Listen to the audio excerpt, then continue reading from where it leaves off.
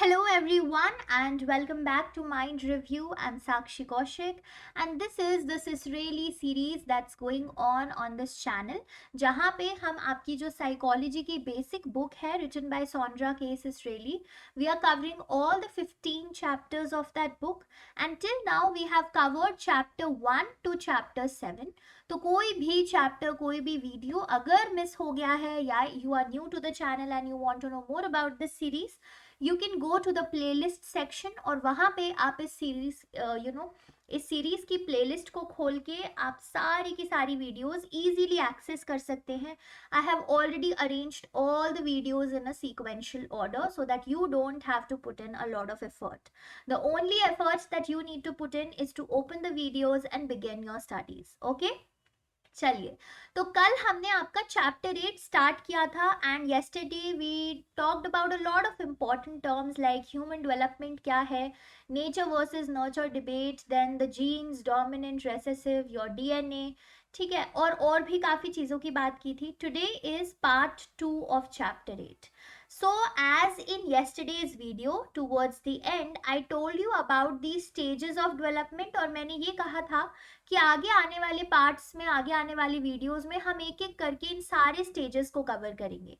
So for today's video we will be talking about this first stage of development जो कि है prenatal development. ठीक है, चलिए शुरू करते हैं. तो प्री नेटल डेवलपमेंट कौन सा फेज होता है? Prenatal development is the phase between conception to birth. अब ये कंसेप्शन क्या है वो मैं आपको कल की वीडियो में बता चुकी हूँ and everybody is following this series regularly would know about it. तो बेसिकली आपका जो 9 मंथ्स का ड्यूरेशन होता है, the 9 months during which the person is inside the womb, inside the stomach of the mother, वो जो 9 months का period होता है उस टाइम फेज को हम बोलते हैं प्री नेटल डेवलपमेंट. यानी कि बच्चा अभी तक बॉर्न नहीं हुआ है, बॉर्न होने से पहले जो जो डेवलपमेंटल प्रोसेसेस होते हैं that comes under prenatal development. So prenatal development के 3 स्टेजेस होते हैं. What are the 3 stages? We have germinal stage, embryonic stage and finally the foetal stage. After the foetal stage the baby is born. ठीक है, तो ये हमेशा याद रखना है. अभी हम इन 3 स्टेजेस को भी डिटेल में कवर करने वाले हैं इसी वीडियो में, but you need to remember what is the prenatal development. उसकी ड्यूरेशन क्या है? 9 मंथ्स की है. इसके अंदर क्या स्टेजेस कवर होते हैं? Germinal, embryonic and foetal. Then one more thing, ये चीज आपने पहले पढ़ी जरूर होगी but still I am just telling this to you so that you have a quick recall of what you have already studied. तो ये है फर्टिलाइजेशन का process. Now when does fertilisation happen? when ovum और egg and sperm meet together. तो जब egg और sperm का fusion होता है then it is known as the process of fertilization. And this, what does it lead to? It leads to the development of zygote, है ना? So I hope you remember your 7th and 8th class biology. If you don't, pick up your books and revise. Okay? चलो, तो ये एक छोटी सी बात मुझे बतानी थी. अब हम प्रीनेटल डेवलपमेंट के जो 3 स्टेजेस हैं, germinal, embryonic and fetal, we'll talk about these 3. So the first stage is your germinal period. Germinal period का time duration क्या होता है? It is the first 2 weeks after fertilization. तो जब egg और sperm का fusion हो चुका है यानी कि fertilization हो चुका है, तो fertilization होने के बाद के जो 2 हफ्ते होते हैं वो 2 weeks आपके germinal period के अंडर काउंट होते हैं. Okay, so the first 2 weeks. Now a lot of you might get confused कि आपने तो पहले बोला था प्रीनेटल डेवलपमेंट पूरे 9 मंथ्स का होता है, अब ये 2 वीक्स कौन से आ गए? तो भाई ये उन 9 मंथ्स की ही बात हो रही है. ठीक है, उन 9 मंथ्स में से जो पहले 2 वीक्स होते हैं वो जर्मिनल पीरियड के होते हैं. फिर आगे आगे देखेंगे कि कितना एम्ब्रियोनिक पीरियड का टाइम है 9 मंथ्स में से और कितना फीटल पीरियड का टाइम है 9 मंथ्स में से. We will see that. Okay, so germinal period का टाइम ड्यूरेशन क्या है? The first 2 weeks of after fertilisation is germinal period. तो यहाँ पे हम उस चीज को जाइगोट बोलते हैं. We are not calling it a fetus, we are not calling it an embryo, rather we call it a zygote. Okay, because after fertilization what we get is a zygote. So इस वक्त क्या होता है germinal period में? The zygote moves down the uterus and begins to implant in the lining of uterus. तो जो uterus की lining होती है फीमेल्स में, वहां पे जाइगोट जो है वो इम्प्लांट होना शुरू कर देता देता है, अटैच होना शुरू कर देता है. And gradually the placenta also forms. Okay, placenta also forms. Placenta का काम क्या होता है? नरिशमेंट प्रोवाइड करना. जो जाइगोट अभी ग्रो कर रहा है, जो जस्ट रिसेंटली यूट्रस की लाइनिंग पे इम्प्लांट हुआ है, उस जाइगोट को नरिशमेंट तो चाहिए from the mother, isn't it? And वो जाइगोट जो है वो अगर नरिशमेंट लेगा तो कोई ना कोई वेस्ट भी जनरेट करेगा. तो प्लेसेंटा का काम होता है कि वो जाइगोट को नरिशमेंट प्रोवाइड करे और उसका जो भी वेस्ट जनरेट हुआ है उसको फिल्टर आउट कर दे, so that it doesn't remain over there only. And another thing is known as umbilical cord. Umbilical cord क्या करता है? ये उस ऑर्गेनिज्म को प्लेसेंटा से कनेक्ट करता है. So basically your umbilical cord is connecting the baby to the mother's placenta. So mother की बॉडी से जो है वो प्लेसेंटा निकलता है, जहां से मदर जो भी न्यूट्रिएंट्स लेती है, नरिशमेंट लेती है, वो चीजें बेबी के पास जाती है. किसके थ्रू? बीच में आपकी एम्बिलाइकल कॉर्ड आ जाती है और फिर फाइनली वो बेबी के पास पहुंचती है, या जाइगोट जो अभी ग्रो कर रहा है उसके पास. ओके, सो जर्मिनल पीरियड के वक्त क्या चीजें हुई भाई? यहाँ पे जो जाइगोट है वो यूट्रस की लाइनिंग पे इम्प्लांट हो गया, प्लेसेंटा फॉर्म होने लगा मदर की बॉडी से, जो कि नरिशमेंट प्रोवाइड करेगा बेबी को और बेबी का जो वेस्ट जनरेट हुआ है उसे फिल्टर आउट करेगा.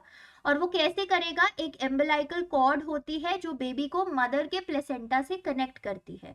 सो मदर से आएगा प्लेसेंटा के थ्रू नरिशमेंट, जो कि एम्बिलाइकल कॉर्ड से होते हुए बेबी तक पहुंचेगा.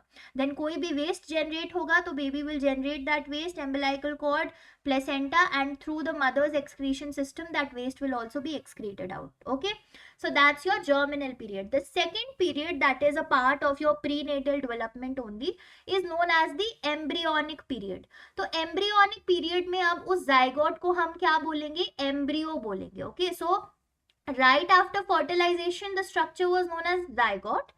Now during the embryonic period, that is from 2 to 8 weeks after fertilization, is embryo. So again coming back to the first thing, जो first 2 weeks थे, यानी कि 0 to 2 weeks after fertilization क्या था? वो था आपका जर्मिनल पीरियड.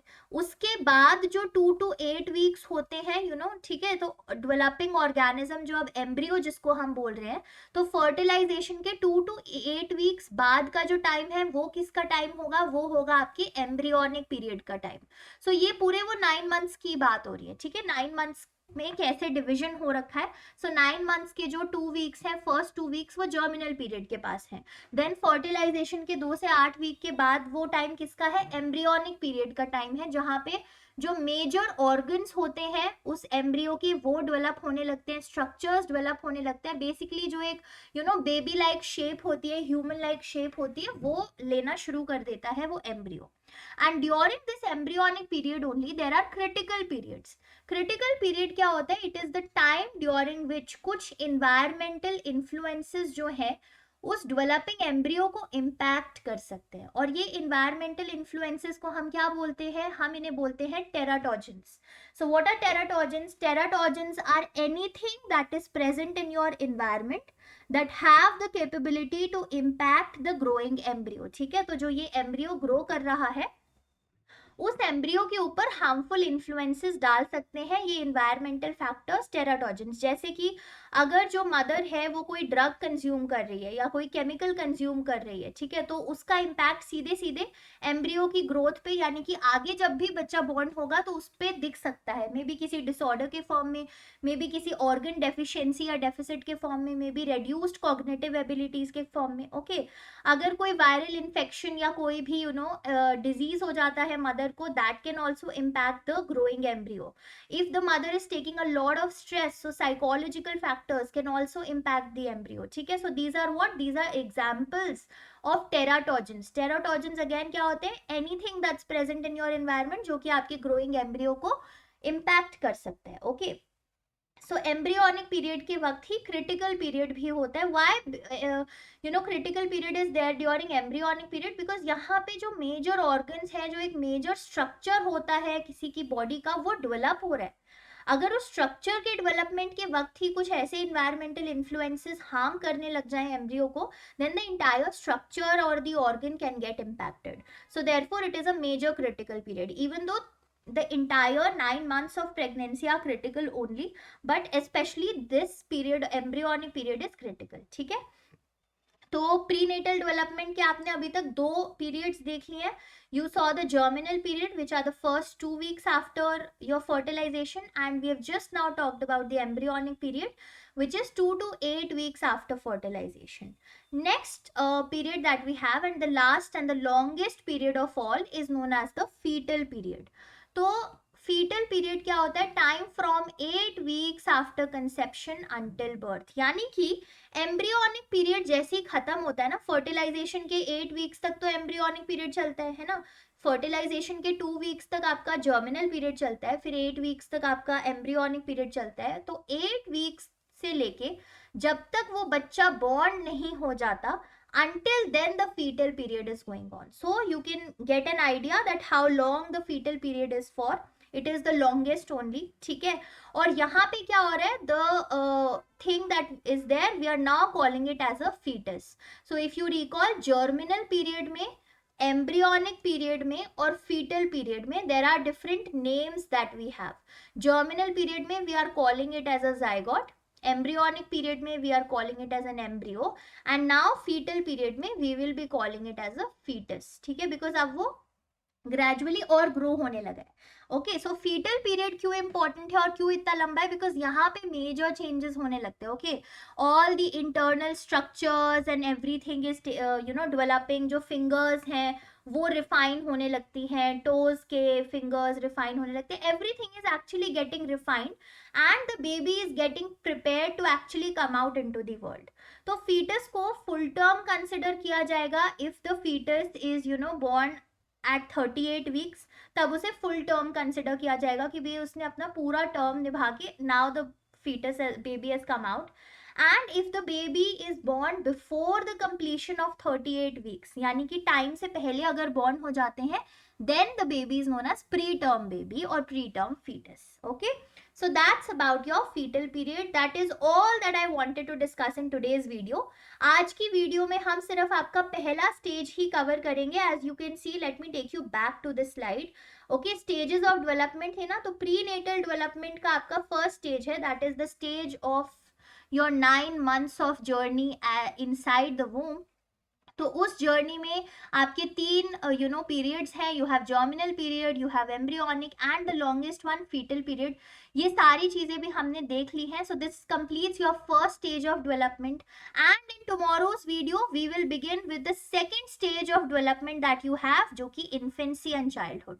तो इसमें हम काफी सारी चीजें पढ़ने वाले हैं. ठीक है, फॉर एग्जाम्पल इन्फेंसी में क्या क्या चेंजेस आते हैं, क्या रिफ्लेक्सेस होते हैं, what exactly are reflexes, then what are the motor developments, what are the other kinds of development that take place as the baby grows old. So let's keep this video till here and make sure that you have subscribed to the channel अगर अभी तक subscribe नहीं किया है तो, and you like this video. Before exiting, share it with your psychology mates. We'll meet tomorrow again as part of this Israeli series जहाँ पे Monday to Friday हर दिन at 7 PM we are meeting. And let's see how consistent you guys are in studying, because I am trying my best to stay consistent and upload a video every day at 7 PM for you despite a hectic schedule and my exams going on. But I don't want you guys to miss out on anything, so please make sure you also show that same level of dedication for your studies and goals. ठीक है, चलिए फिर मिलते हैं कल की video में, and tomorrow we'll start with another stage of development and that will be part 3 of chapter 8. All the best everyone, take care and bye bye.